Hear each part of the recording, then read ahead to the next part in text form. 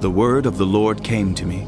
Son of man, set forth an allegory and tell it to the house of Israel as a parable. Say to them, this is what the sovereign Lord says. A great eagle with powerful wings, long feathers and full plumage of varied colors came to Lebanon. Taking hold of the top of a cedar, he broke off its topmost shoot and carried it away to a land of merchants, where he planted it in a city of traders. He took one of the seedlings of the land and put it in fertile soil.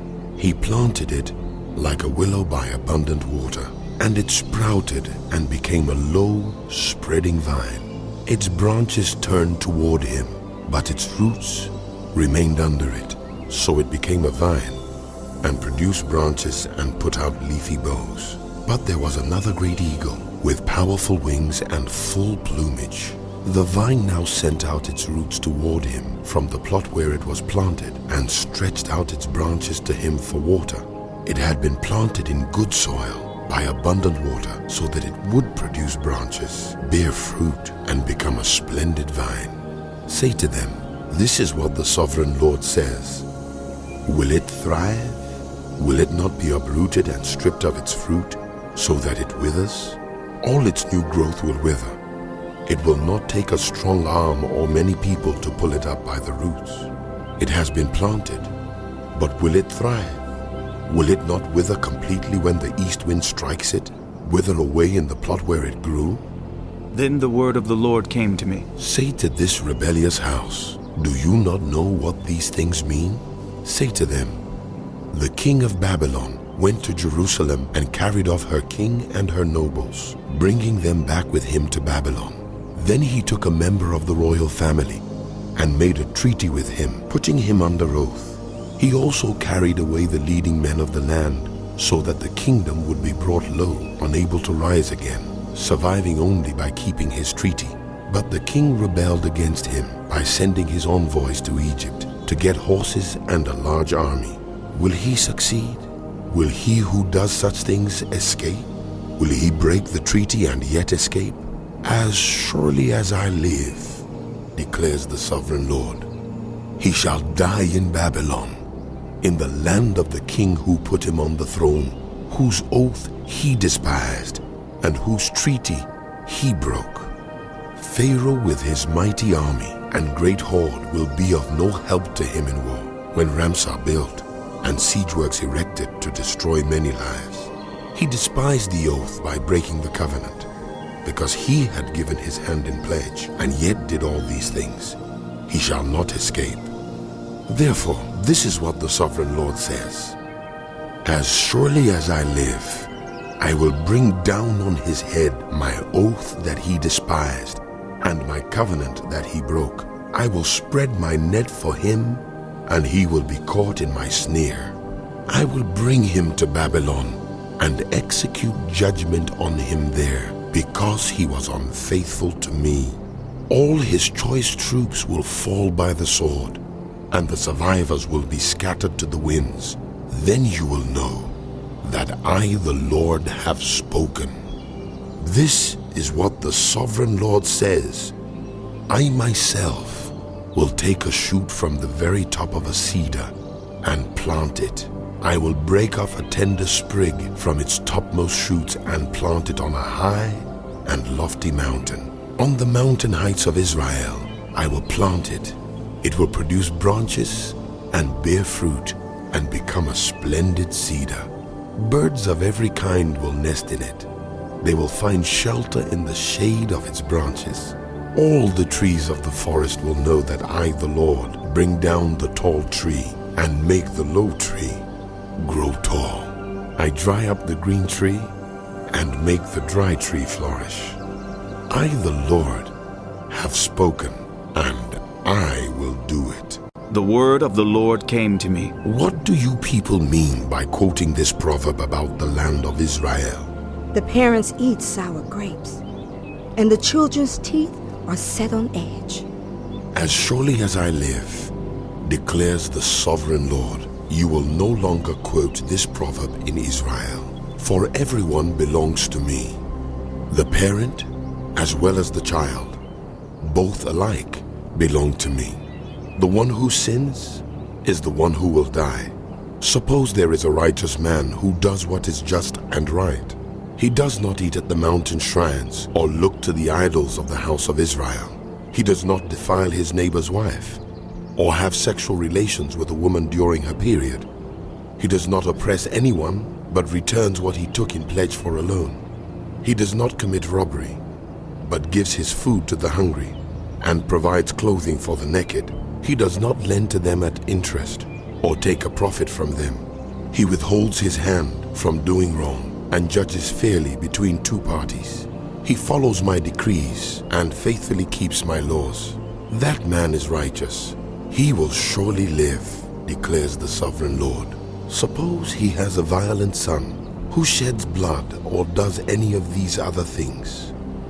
Though the father has done none of them, he eats at the mountain shrines. He defiles his neighbor's wife. He oppresses the poor and needy. He commits robbery. He does not return what he took in pledge. He looks to the idols. He does detestable things. He lends at interest and takes a profit. Will such a man live? He will not. Because he has done all these detestable things, he is to be put to death. His blood will be on his own head. But suppose this son has a son who sees all the sins his father commits, and though he sees them, he does not do such things. He does not eat at the mountain shrines or look to the idols of the house of Israel. He does not defile his neighbor's wife. He does not oppress anyone or require a pledge for a loan. He does not commit robbery, but gives his food to the hungry and provides clothing for the naked. He withholds his hand from mistreating the poor and takes no interest or profit from them. He keeps my laws and follows my decrees. He will not die for his father's sin. He will surely live, but his father will die for his own sin, because he practiced extortion, robbed his brother, and did what was wrong among his people. Yet you ask, why does the son not share the guilt of his father? Since the son has done what is just and right, and has been careful to keep all my decrees, he will surely live. The one who sins is the one who will die. The child will not share the guilt of the parent, nor will the parent share the guilt of the child. The righteousness of the righteous will be credited to them, and the wickedness of the wicked will be charged against them. But if the wicked turn away from all the sins they have committed and keep all my decrees and do what is just and right, they will surely live. They will not die. None of the offenses they have committed will be remembered against them. Because of the righteous things they have done, they will live. Do I take any pleasure in the death of the wicked? Declares the sovereign Lord.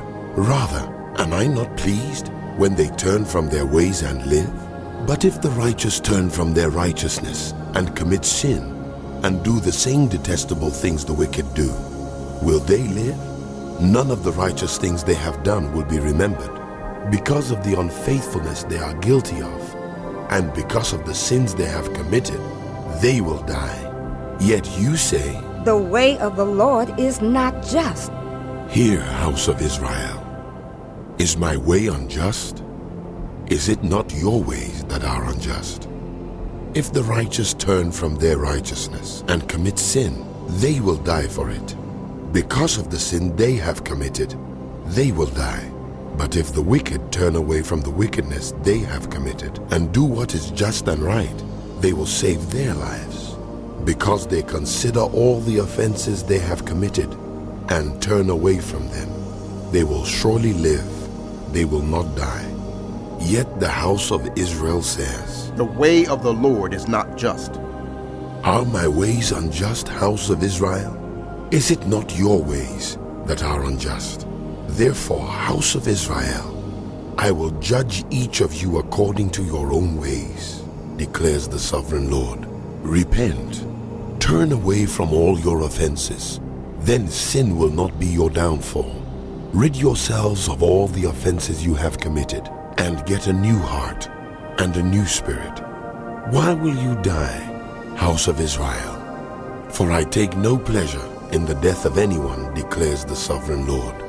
Repent and live.